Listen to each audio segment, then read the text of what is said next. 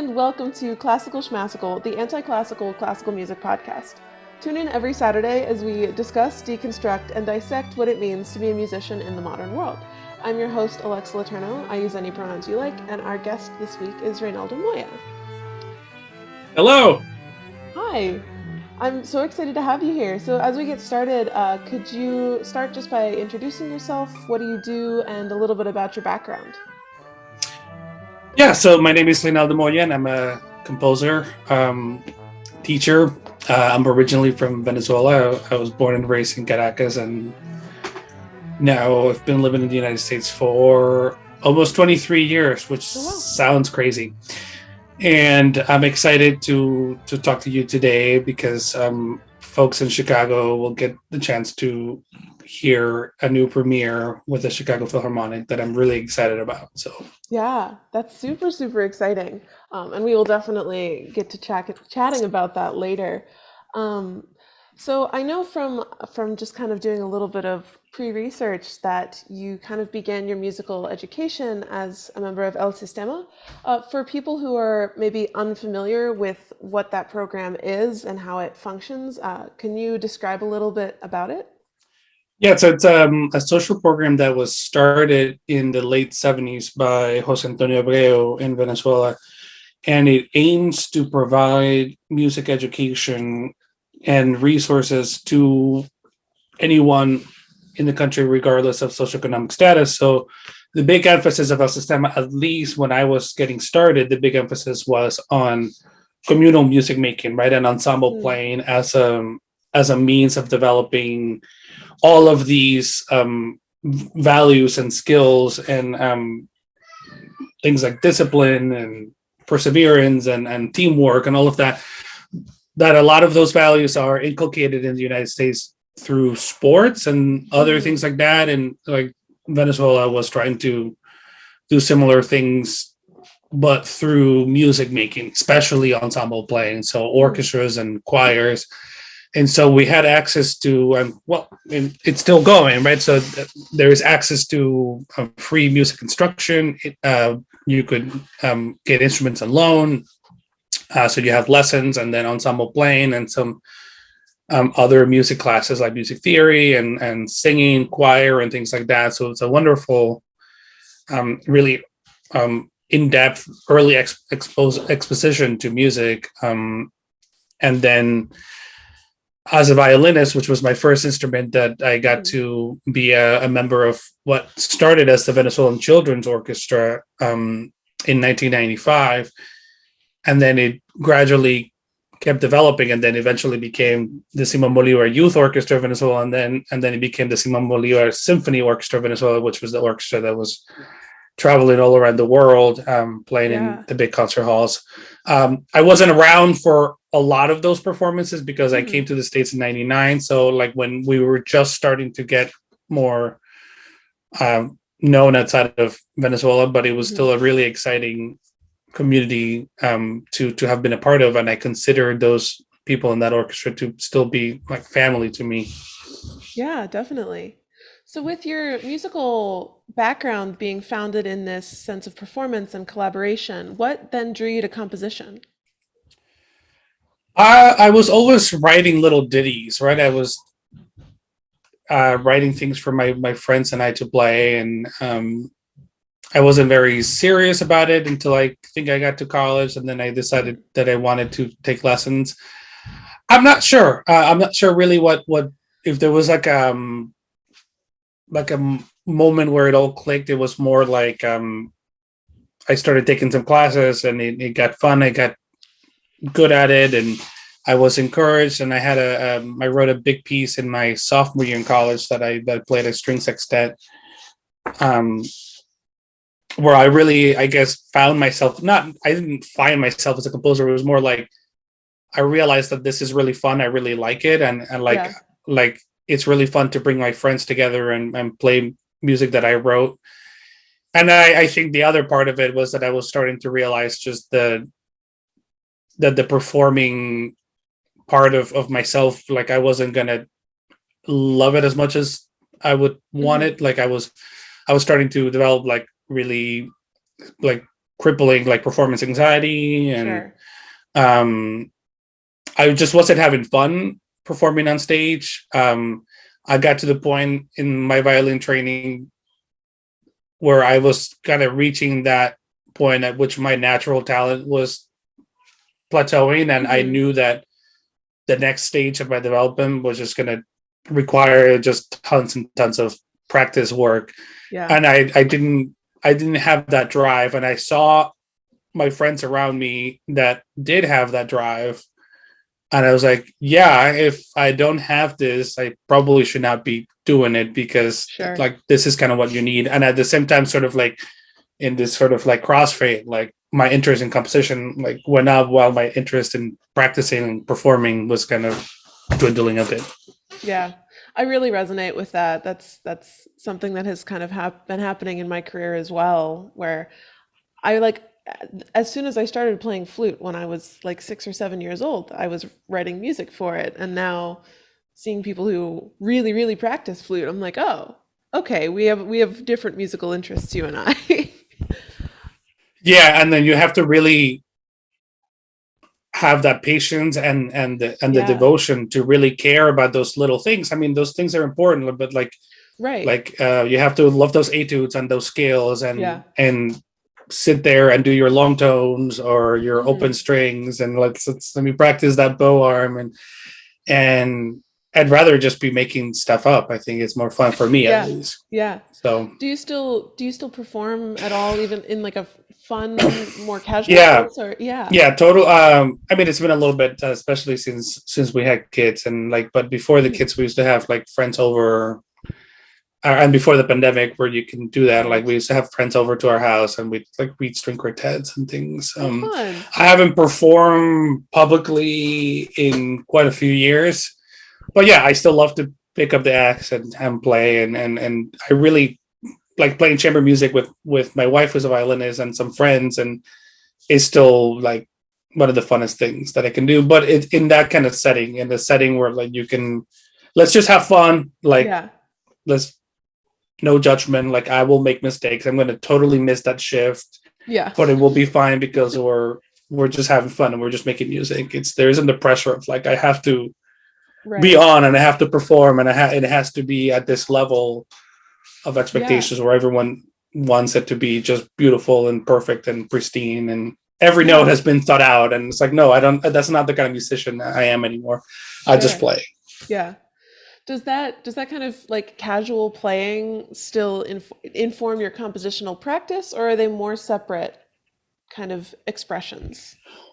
Um, I wouldn't say that it informs me my work quite so much. I think it's Hmm. more like I I try my music not to take myself too seriously. I Yeah. guess maybe that's a little bit of that. Like, sure. Like Yeah. I think for a while composers we've kind of taken ourselves way too seriously, Hmm. and so I sometimes try to just have fun, and I don't know if that comes from the attitude towards my performance, but I guess that's the answer that comes to mind right now. Yeah, definitely. I really like that. Um, so I know you've composed for many different ensembles. Um, and I'm curious if the ensemble that you're writing for, be it either the instrumentation specifically or if you're writing for specific players, how does that change the way you approach a piece? And do you have a favorite medium or ensemble to work within? I mean, obviously the ensemble and the forces do affect the the final result. Like, Hmm. if you're writing an orchestra piece, kinds of thoughts that you have about that and the kinds of sounds that you're trying to create are different than if you're writing like for solo violin or like a Right. song for. Um, do I have a favorite? I'm not sure that I do. I mean, I enjoy that variety that I've been able to have in Hmm. terms of the kinds of pieces that I get to write.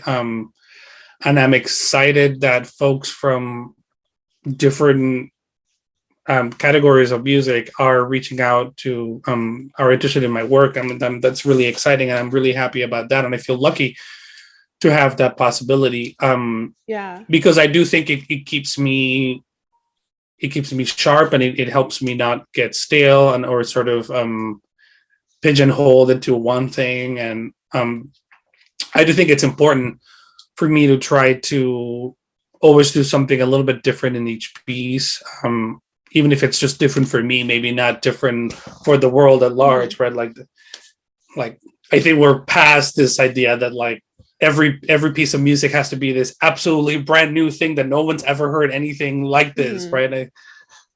I think there's room for sort of rearranging the furniture of the room a little bit, and I think that's more kind of what I do. But let's put it upside down at a weird angle and like painted weird colors. I mean, that's more my style. Yeah, definitely. But you're still going to have a couch and a chair and a table in there, like, right.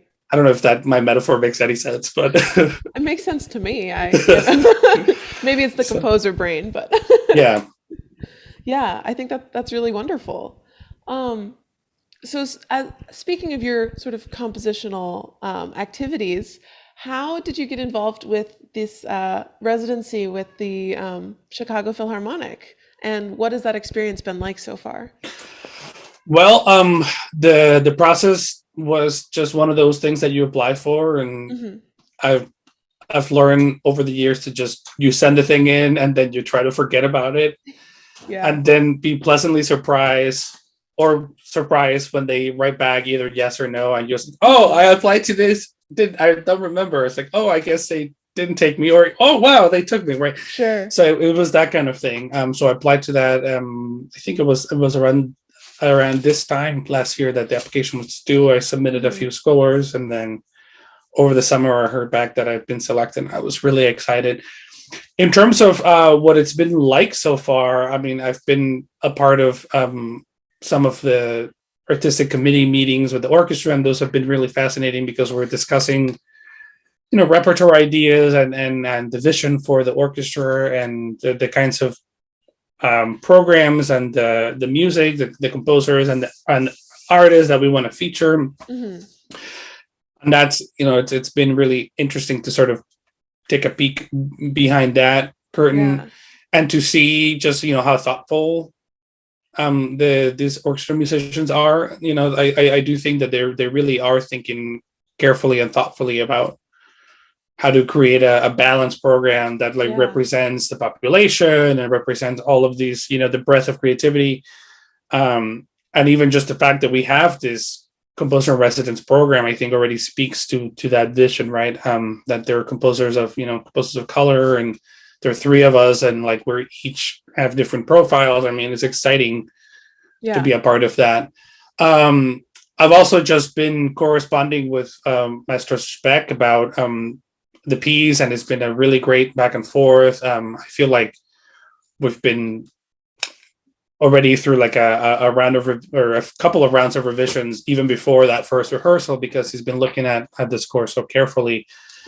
And I think that's been great. I mean, sometimes composers, we don't get that kind of attention. Sometimes you just like, if you're lucky enough to get an orchestra to play your music, sometimes it's just like you get your 20 minutes of rehearsal for the 10-minute piece, and then they play it, and then thank you very much, and that's that. And this feels different. This feels like a partnership. And so no, it's been really wonderful to just get suggestions and feedback, and like, let's make this better. Let's try to solve this potential problem now, before we even get into that first rehearsal. I mean, and that's been really helpful. So with that, it sounds like an incredible experience. I think that one of the things that at least in my life, the composers that I surround myself with, we have this kind of frustration with the amount of care put into the readings of our work, where a lot of the time, I mean, the bigger the ensemble, the bigger of an issue it is. I mean, by necessity, where you're only going to get, if you're lucky, one rehearsal. And it's really wonderful that there is, someone taking the time and putting the care into your work to really make sure that it is as successful as it can be. You're speaking to something that's very real. I don't know how real you want me to get about some of these things in here, but I do think sometimes Yeah, I mean, um as real as you'd like to get. We can. I mean, this is not me throwing shade, but I do think sometimes that they put the new piece on there to say that they put the new piece on there, but it doesn't necessarily Yeah. get the attention and the care that it deserves and that it needs to. Mm-hmm. And then I think that you're kind of defeating the purpose of presenting this Right. stuff when you do it that way, because then oftentimes the performances aren't great because people are not comfortable with the music, and then it kind of reinforces the audience's preconceived notions of, oh, new music is like really not for me, or Mm-hmm. like I can't relate to it. And it's like sometimes it's not that. Sometimes it's that the Right. performers aren't ready, that they're not comfortable with the music. Mm-hmm. Sometimes there is this belief that like you're not necessarily going to give the composers feedback that could make things better, that could actually um, make the piece come alive more Mm-hmm. readily. And I think that's helpful too. You know, one of the frustrating things about being a quote unquote professional composer is that like after a while nobody gives you feedback anymore, Mm, yeah. right? And like, Definitely. you know, like um and constructive feedback is like so important Mm-hmm. to any kind of creative endeavor, right? Like when somebody says, what if you tried it this way, or like, you know, I see what you're going for here, but this is kind of what I'm Yeah. this is how it's coming across to me, and this is, you might get this unintended result. Why don't you try it like this, right? Or something like that. Yeah. And I've found it tricky sometimes to ask for that kind of feedback, and not Mm-hmm. everyone wants to give it. And sometimes there, I think there's still sort of that composer myth about like the composer as the inscrutable Mm-hmm. kind of For sure. magician, right? That like, you know, we don't tell the composer what to do, or like we don't. And I think that's like maybe not the most useful. I think it like Yeah. you can still say like, I really like what you're doing here. Can we talk about this section? Mm-hmm. Because Yeah. I'm doing a festival right now where we were just talking about one of the most valuable tools a composer can have is a performer who tells you no. And that really stuck out to me because like it doesn't matter how many orchestration classes you've taken or how many pieces you've written, you don't play all of the instruments in the orchestra. And having someone who really, has put in the time in the practice room and has that drive to keep going, who can say, no, I hear what you're saying, but it would work better for me if you did it like this, yeah. is just such an incredibly valuable person to have. And it doesn't even have to be this something like just like a technicality of the instrument. Hmm. I think sometimes like performers feel limited to talk about just talking about those things. Yeah. Like I can't play that note, or that string crossing is awkward, or Right. I don't, my hand doesn't reach that, or something. And I think that it could also go beyond that a little bit, Hmm. right? And like, and as long as you do it with respect, and it's in the spirit of a dialogue, in the spirit of like a shared exploration of the music, I think like Right.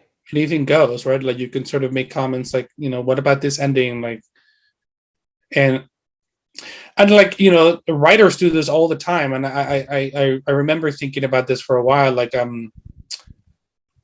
just how so many other art forms and creative people like have this workshop process, and they have this Yeah. editing process, and they have editors for the writers, and they have people who help them like visualize and kind of trace all the things that they're doing in their work, making sure that not only it reads like on a sentence by sentence level, that it Hmm. reads cogently and that it makes sense, but also on a whole, that the whole spirit of the story that they're trying to tell really works, and there aren't any loose ends left Hmm. around.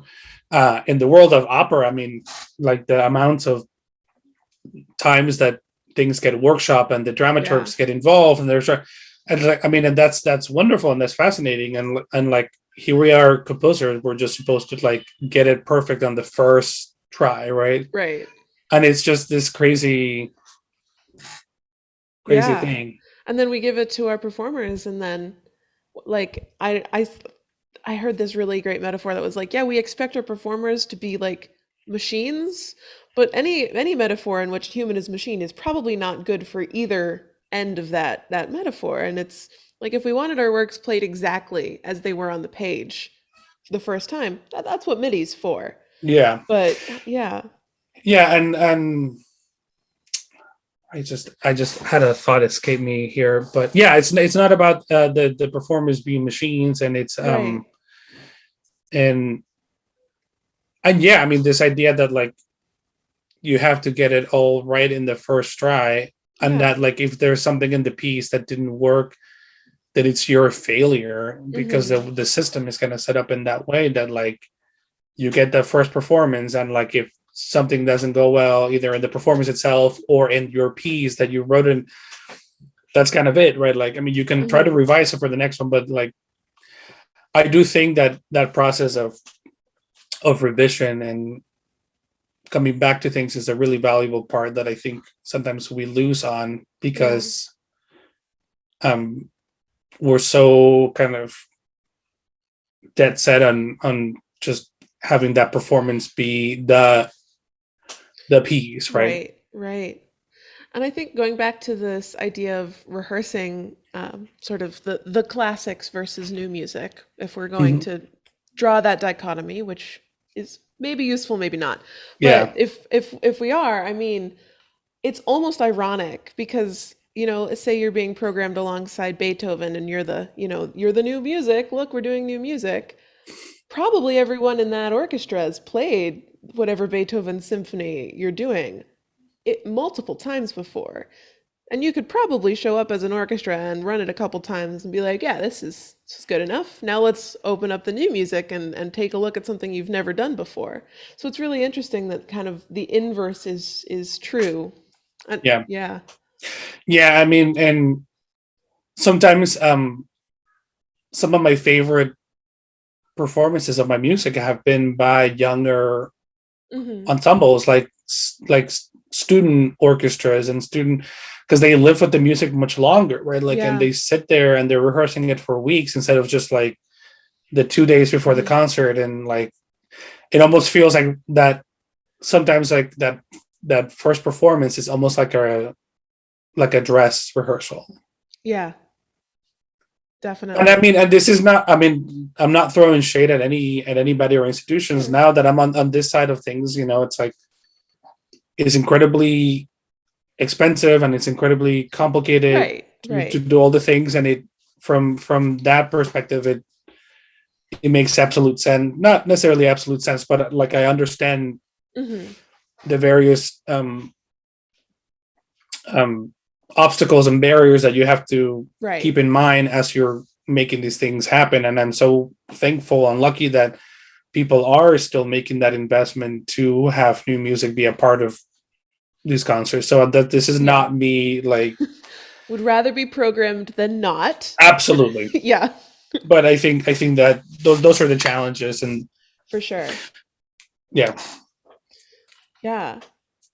Speaking to that kind of sense of like programming works, as a composer, how do you kind of perceive programming? For example, in this upcoming work that you're having premiered, it's alongside Jennifer Higdon's Mandolin Concerto. So what is that like for you? How do you like conceive of a program with your work on it, if that makes sense?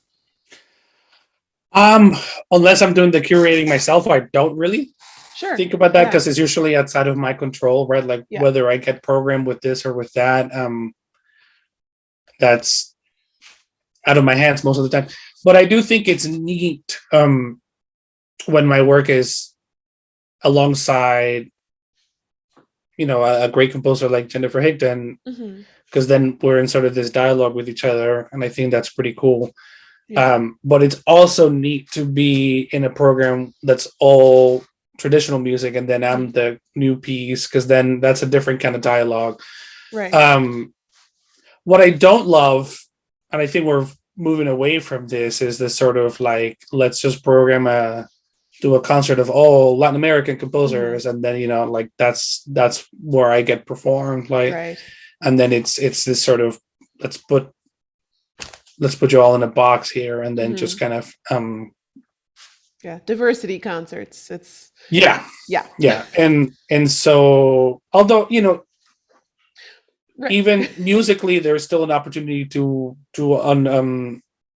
have that dialogue too, right? Like for where my piece can be put in the context of other pieces by Latin American composers from throughout the ages, and I think that's interesting too.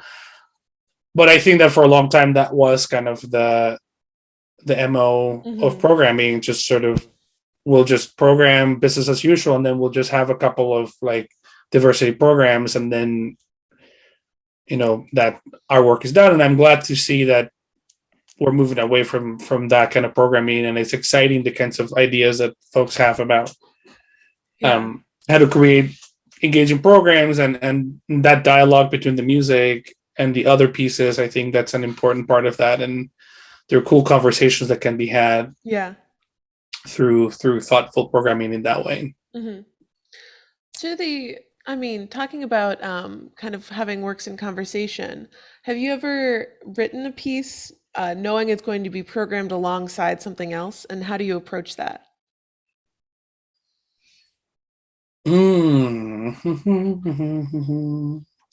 I can't remember a specific time that I've done that, because I think in some ways that's sort of, if it's really overt, then you're kind of writing yourself into a little bit of a hole. Yeah. Because then or if understanding of the piece depends on you being able to like, oh, there's that quote from this other piece we're going to hear in the program, then I think that you're sort of limiting the piece ability to kind of stand on its own legs. And then you want it obviously to have more of a life after that concert. And so, no, I can't remember a time that I've purposely done that. Sure. Yeah. But I've certainly played around with other pieces that are not on the program, and like so how is it different in your compositional process? How is writing on commission versus writing for yourself different? Are they different, and does it impact your process at all? I'm not sure how you define writing for oneself. That's fair. Say you're not specifically being asked by anyone to write a piece at any given moment, and you're still wanting to compose something. And that's kind of where I'm at in terms of writing for oneself. Like I just got off of a long string of commissions where I was being asked to write pieces of very specific ensemble and very specific length for these performers using these things. And now I'm currently in somewhere where I'm like, oh, now I'm back to doing whatever I want. And it's like, it's a weird, I don't know, it's been a weird shift for me to navigate. Yeah. I think I'm lucky that most of what I do is on commission, but some of those commissions come from me saying to myself, I really want to write something that does this, right? I want to write a piece for my friends. I want to write a piece for this ensemble. I want to write a piece that tells this kind of story, or that does this kind of thing. Yeah. How do I make this happen? And then we work on, it's a long process, right? Of like working on how do you get the performers to sign up for that, and then how do we find the funding so that it could all come through, right? So that's a slightly different process, and that's really fun when you're able to kind of bring that full circle, because you have these ideas, and then you work on kind of the logistics of that, and then you actually get to write it, and it's really exciting. And I think I do get your question, and I like that a lot. I mean, I do try to write for myself every time I write, but there are some times that you just get that very specific commission that like I wrote a piece for a middle school orchestra in the fall, which was actually really fun to write. Yeah. But not something that I would have done on my own. But it's like, to be given those parameters, it was interesting. and then you write something for like a really amazing string quartet, and that it feels like, okay, I can write just about anything that I want to write, and then that feels Yeah. liberating, right? And then it feels like you can go into any number of directions with things that you go and yeah, I'm not sure that I have much more to say about that. I do think that like having the parameters is really helpful Hmm. sometimes because it gives you that focus. Um, but then I think it's just as important to have those what I call the back burner pieces, right? The Yeah. pieces that are sort of sitting there, kind of simmering, and then it's like, how am I going to bring this to the world? Like, I really want to figure out a way to. I'm saying your cat. I'm really trying to figure out a way to make this happen, and it's important to keep kind of throw a little carrot and a potato back into Yeah. that stew every once in a while to make sure that it's still happy and simmering. And at some point, you'll shift it over, and you'll have a chance to kind of make that your main focus. Yeah, for sure. I think that that's a really lovely answer, and really, I mean, it's personally helpful, and I also think it's very interesting to hear about. But So one of the things that you didn't ask me about, but I do think that I've learned in this process is like just ask, right? mhm. Like, I mean, I think sometimes like we're so afraid to just knock on doors and just say, hey, how would you feel about doing a piece together? Yeah, I don't think I've ever really had someone tell me no, like let's not. I think that yeah, there's usually like sometimes you don't hear back, and that's its own way of like right. hearing no.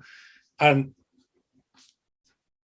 not everyone's gonna Sure. have the Yeah. bandwidth to do something like Mhm. this, or maybe they've got other things going on that they're more focused about. And but some of my most fun commissions have just been me like, hey, I really love your work, we've known each other for a while, like how would you feel about me writing something for you? Yeah. And then the next step in that conversation can be a little bit different each time, where like when I was younger I was more willing and able and ready to just like, I'll just write you this piece for free. Now I'm like, Right. okay, like I've got child, like every time, any hour that I'm here is an hour that I'm paying for childcare, and like just my life circumstances are different. Right. Right. And so and then you're looking, sometimes it's all that's it, right? Sometimes it's like you just want to try to find funding so that you can make it happen, Hmm. and it's not even that much funding, just enough to sort of justify your work and to Yeah. honor that. Um, so yeah, I mean, you didn't ask for advice, but I would just say, just like keep asking. I'm always down for advice. I'm just about to finish up my master's, so really Because yeah. I mean, the other thing that I've had um, luck with is applying for funding with ensembles for like Mm, the various opportunities, the Barlows and the Chamber of Music yeah. America and those, and it's everyone and their grandpa and their dogs and Right. their gerbils apply to these things, and it's everybody's really talented, and it's it's there's no guarantee of anything about this, but you've made this connection with the performers. And I've now been able to, after not getting this calls, I've been able Mm, to like continue the conversation with this performers and say, hey, like I still really want to work with you, can we find other ways? And then we like go and find other funding, or we like maybe mhm. like do a smaller project with them that kind of you just want to stay in touch with these folks and like continue the conversation and just make stuff together. Definitely. And so that's been useful for me. Yeah. That's awesome. I that's really, really lovely. Um, so speaking of performances, this coming Sunday, March 27th at 3 p.m., the Chicago Philharmonic will be premiering your piece Polo Romanesco at the Harris Theater for Music and Dance in Chicago. So huge congratulations on that performance. I cannot wait to hear how it goes. Can you tell me a little bit about the piece, where it's coming from, and what this process has been like?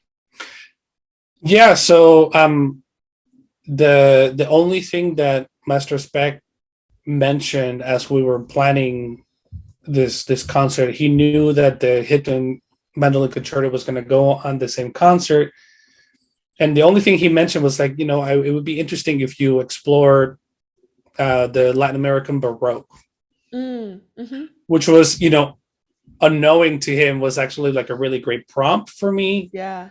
because that's something that I've thought a lot about, and I have sort of a working theory, which is not necessarily doesn't stand up to musicological scrutiny and rigor. But my working theory is that, like, so much of Latin American music, the folk music, is like folk rhythms and African rhythms with like Baroque harmony, Mm. like European Baroque harmony, right? Like, Yeah.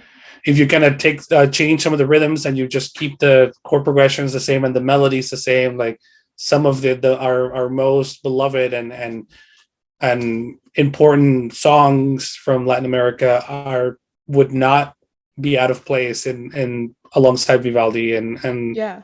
Handel and Bach, and so yeah, it's something that I've played around a little bit in my own music, and it's obviously been the preoccupation of other Latin American composers before me, from Villalobos with his Bachianas Hmm. Brasileiras, and my Venezuelan friend Paul de Sen, whose music Hmm. is really interested in playing with that Baroque sound, and the interactions that you have between that and Latin American music, and Piazzolla, of course, right? Like, Yeah. with sort of like tango meets Bach as well. I Hmm. mean, it's like, so it's like a well trotted territory there. And what I did after that first conversation, I started looking at different Baroque pieces or popular folk songs from Venezuela and from Latin America that could be in conversation with those Baroque pieces. And the first one really that I came across was this beautiful song that I grown up listening to. It's a very popular song in Venezuela. It's called the Polo Margariteño, and it turns out that the polos are it's like almost like a whole different kind of genre of songs that come from the eastern coast of Venezuela, Hmm. and that come pretty much directly from Spain. Mm. So these are Spanish songs that, through all of that Atlantic trade and all of that, they sort of landed in Venezuela and kind of developed in their own way. And the most famous one is from the island of Margarita, which is the biggest island in Venezuela, which is Yeah. this beautiful, beautiful song that itself is inspired by one of the most famous chord progressions from the Spanish Baroque, Hmm. which is the Romanesca progression, which is just a series, kind of goes like this. Yeah. Just those four chords. And it was originally published as a famous song known as Guárdame las vacas, which literally means, take care of my cows. Yeah. So there's this short chord progression, and the idea was that it's kind of like the original four chord loop kind of thing, right? Like, Hmm. you would just have that chord progression, and that you're expected as a performer to kind of improvise, and that became a really, really important chord progression from the 17th century on in Spain, and then it winds up. A variant of that winds up in this beautiful song from Venezuela, and so this is it, right? This is the entry point into this piece, right? Like this old chord progression from Spain that then winds up in this beautiful song that I grew up listening to. Yeah. So it's this kind of like old meets new kind of piece where you're hearing fragments of both the chord progression itself. You're hearing fragments of things that sound like Renaissance music. You're hearing fragments that sound like the folk song itself. Hmm. Um, and in this kind of postmodern, like, just juxtaposition of the various elements of that. And there is for the real music nerds out there, there's another old Baroque chord progression that shows up in there that I'll let you all figure out what it is. But it's another one of the big chord progressions from around that time that sort of makes a little cameo. Yeah. It's just like once I started going down that rabbit hole, I started like learning more about a bunch of those stock progressions. And For sure. Yeah. and we think, you know, like we look at pop music today and like, oh, it's just the same four chords. It's like we've been doing four chord loops for like half a millennium. Yeah. Like For a while. it's like so yeah. Yeah. Yeah. That sounds really, really exciting. And I'm a huge early music nerd as well, and so I cannot wait to hear that and listen for those progressions. I think it's gonna be really, really Little fun. Easter egg in there for the Yeah. For the real musicology history yeah. nerds. Yeah. It's pretty obvious. Like if you know Ah, the progression, you'll be like, oh yeah, okay, it's that whole thing. Yeah. yeah. Oh, that's so fun. I cannot wait to hear it. So as we're wrapping up, do you have any other upcoming projects or performances that you'd like to share or chat about? Yeah. It's been a good spring with performances. Last week I was at the Kennedy Center for some new songs that we premiered. There with a wonderful soprano and a great pianist, and that was a lot of fun. Right after this performance on Sunday, so about a week from tomorrow, on the 1st of April, I have a new song cycle premiering in Brooklyn for the Brooklyn Art Song Society with amazing baritone Jesse Blumberg and Hmm. pianist Mike Brofman with, like I said, the Brooklyn Art Song Society. That's going to be a killer concert, and Yeah. it's a whole concert of like new songs and folks with like Carla Simon and Nina Young Hmm. and I'm forgetting a lot of other people in there. It's going to be a great concert. I'm like super excited to be a part Yeah. of that.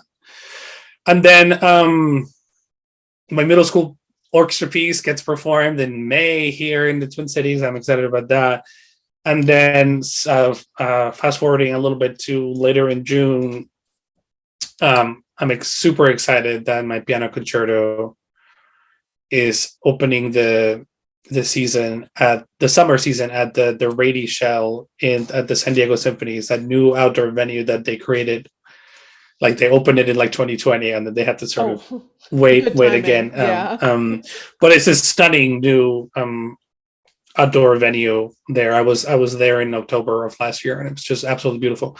So I'm really excited to go back, and it's a piece that's inspired by visual artwork, Yeah. and so they have all these huge screens, and so they're going to project the visual artwork, and then they'll Oh, play the so piece, cool. and then we're going up on the same concert. It's going to be the pictures at an exhibition Oh, where they'll fun. also project Yeah, talk about the programming. the paintings. Yeah, I mean, I'm excited about that juxtaposition, so I'm really Yeah. excited. So Well, that sounds incredible. Awesome. Well, thank you very, very much for joining us here at Classical Schmassical. Um, it was thank really a you. pleasure to talk to you. Um, Likewise.